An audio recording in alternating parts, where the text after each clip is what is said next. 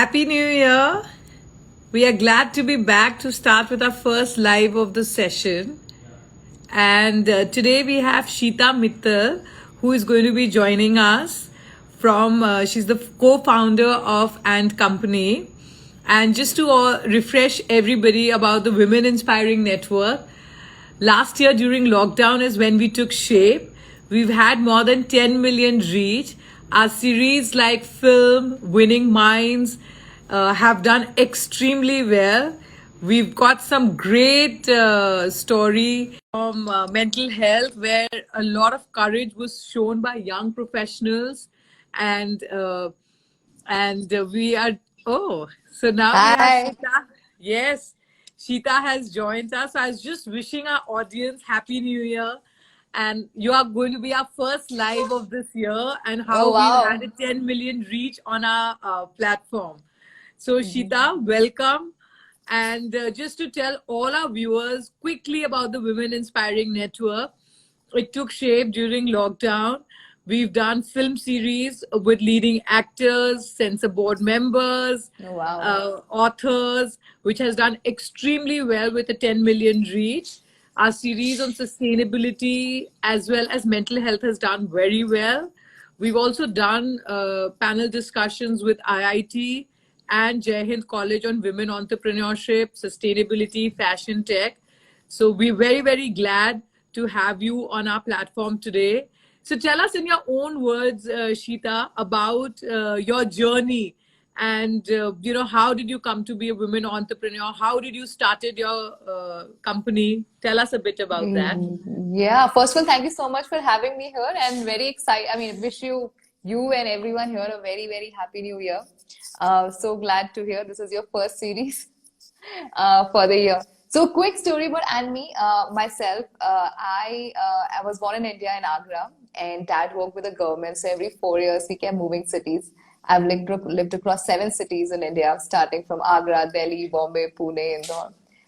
Dad was a IIT engineer. Mom was a national level hockey player.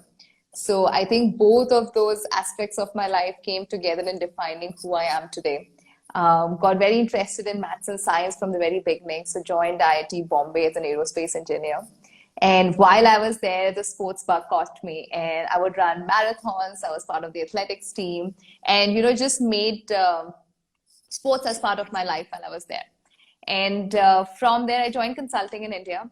Worked there for 3 years with BCG. Traveled a lot. Then went to do my MBA from Harvard Business School. I think it's only when I moved to US I realized the craze that was there with health and fitness and the amount that the companies were doing. People were so passionate about what they were eating, what they're putting inside their body. And somewhere I just didn't know that could be an industry so someone can take as a full-time profession. So that sparked interest in me. I joined Nike in US in their global headquarters, worked with them to exciting projects around membership, what to do with data. They were thinking of Apple Watch with Nike at the time, so super cool. Then moved with them to China. Wanted to move back closer to India, and China retail market was growing pretty well. So I was with Nike in China, and last year, after 7 years across the world, decided to move back and to do finally my bit in health and wellness and bring my learnings back to India. So, and I was looking at, what I could do and was exploring the space, meeting a bunch of founders. And that's when actually I did find Ant Me in a store. And I was super curious, because even it's so surprising, even as a woman who was very passionate about health and wellness, I had not thought about women's health as that big a problem that needs addressal. And as I was exploring Antamina, speaking to people, I realized so many of my own friends had PCOS, thyroid. My mom would tell me about menopausal issue, and they would just say, there are no good solutions out there. And I think that just struck me that despite such a large proportion of the world being women, it's getting so progressive. Still, the investment around research is not there, even by large companies, because the topic somehow has been a taboo traditionally from the longest of time. You would be surprised that even till 1991 in US, clinical trials were not allowed in women. just because women had to go through pregnancy and they didn't want to test anything. So what we know about women is very low across the world. So that just got me excited. And here was a mission that was very close to my heart, and a product and a zeal to do something interesting. And I joined them, and now I've been co-founder with them for a year and a half. And that's my story. Wow. In fact, I must tell you, for our communication business, just the other day, someone was telling me just last week that they were quite keen to start up, start a women's website and the e-commerce platform.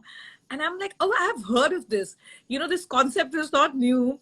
And, if you remember, we were going to do a live last year. Last week. And, and then I just went back on the profile and I was like, oh my God, like that's such a coincidence. Yeah. So people are now thinking about it and you are already sort of established. So I'm so glad that you've come on our platform. No, So, very Sheta, excited. Thank you for having me on so, board. Yeah. because of course, it inspires and maybe probably gives everyone else idea. So tell me, when you started your journey, what sort of obstacles did you face? If you could throw some light on that. Yeah, I mean the very first was you'll be. I mean, it's surprising, but the amount of data that exists around this basic statistics that you might like to have before you start any company is not present. And I've spoken to the Howard India research, who does like specific research in health and care and policy making. There is still no good research that there's research around how many women are malnutrition, for example. But a research, for example, how percentage of women who have thyroid, percentage who have PCOS, and they split by tiers, like that doesn't exist. So the first job for us after we realized, this is our mission, was to actually go do our own research and speak to thousands of women and understand from them, what are the problems that they face. Because even if you, for example, say, 70% of the women have PMS, what specific problem is she facing? Because PMS is not just cramps, it's mood swings, cravings. So understanding from her those specific needs that exist for her was the first thing that we had to figure out, and, took a while to understand. And two, there was no other product that we could compare with. There are, of course, medicines, pills and powders.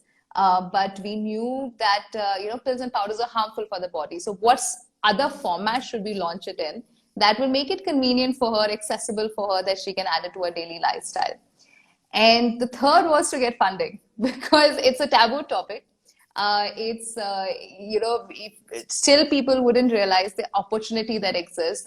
The words like PCOS were not understood by the male community of investors that we went out to explain. And that took a while. Is there an opportunity? Do you think it's big enough? And fourth was just the nature of the problem itself. When we put the product in the store, and that's how we launched it, we would put it in any offline retail store.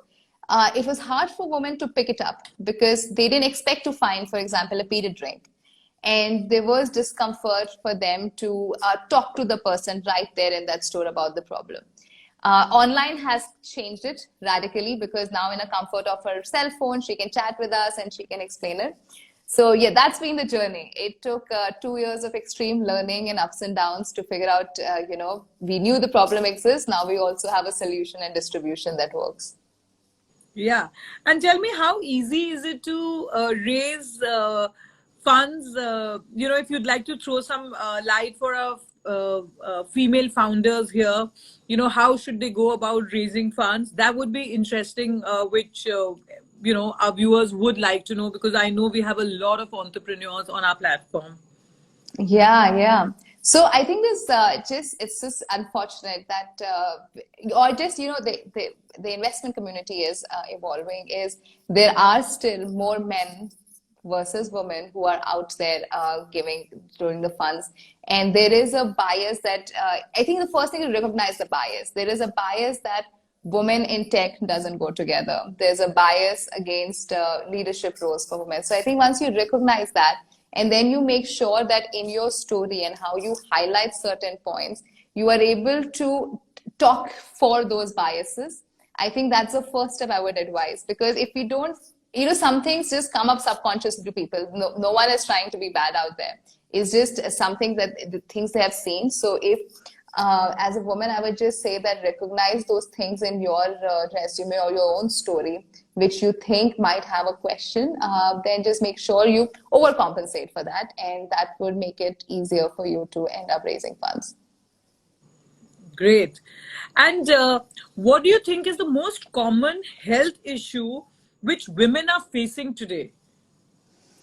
So I think the biggest one, and it's increased so much, is of course with women, hormonal balance can cover everything. It's the hormonal imbalances that are happening, and the problem with being a woman is that these hormonal imbalances that start with irregular periods at whatever stage, it affects everything else. Someone who has PCOS would also have thyroid, would also have hair fall problem, would also have other issues, because one hormone talks to the other hormone. And largely these hormonal imbalances are coming from the nutrition that based on our lifestyle, we're not able to have the right nutrition that is needed.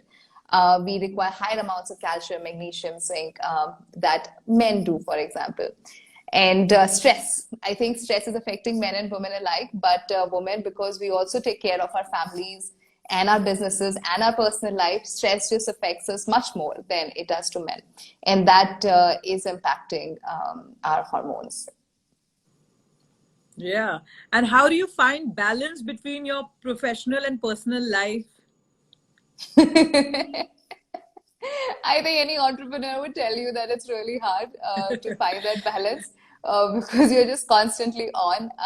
What I try to do, yeah, I mean, you would know it now. I mean, I started my communication business when I was 23, so I know you have to have the drive and perseverance to do it. And I mean, you're looking for opportunity. You started this during lockdown, so of course, you know, you're working more hours than anyone else is. But what I try to do, and I think this works for me and everyone has to figure out, is I try to just wake up. For me, one is because you have three lives. You have personal, professional, and family. And I am just very obsessive about having my personal life too for my own sanity. So I try to get up early around 5:30 to make sure I get that hour, 2 hours before anyone wakes up. I do not even touch my phone. Then I start my day. I do the day till like 7:38, and then I have time for my husband after that for a couple of hours before I go to sleep. So I have these chunks that I have divided, which work 80% of the time till the one pressure or the other takes No, your me time is important. So actually, my communication business is something which I started almost more than 15 years back. Wow! And the Women Inspiring Network is something which took shape last year. So I'm saying, you know, so once an entrepreneur, always an entrepreneur.